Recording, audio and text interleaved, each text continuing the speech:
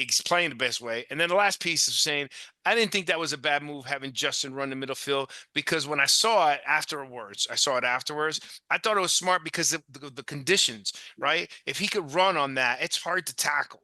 Right. Yeah. So now you have to just oh shoot, Justin Fields is in. Now you got to remember everything you try to practice for. You weren't expecting him to come in.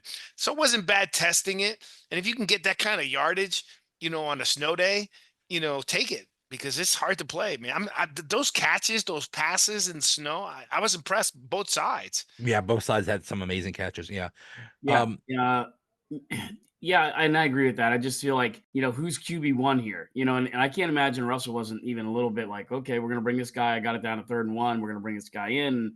And the run game hadn't worked that well up until that point. They only had 80 yards rushing. yeah. The offensive line did not run block well.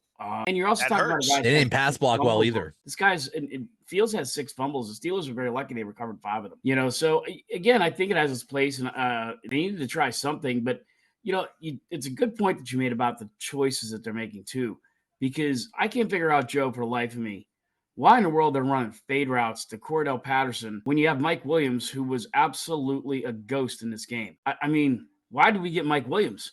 He's the Why? guy you want to throw a fade route to. It's 6'5" in the corner, and not Cordell Patterson. I don't understand. They traded for this guy and then he's barely played. I don't understand this. I just don't understand.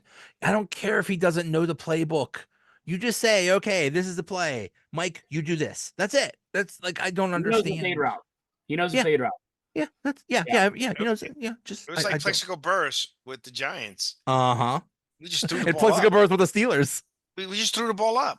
Yeah. Oh, Yeah. that's right. I forgot. We just throw the ball up. He's 6'5" receiver in the snow. I'll take that against a defensive back. 6'1", 6'2".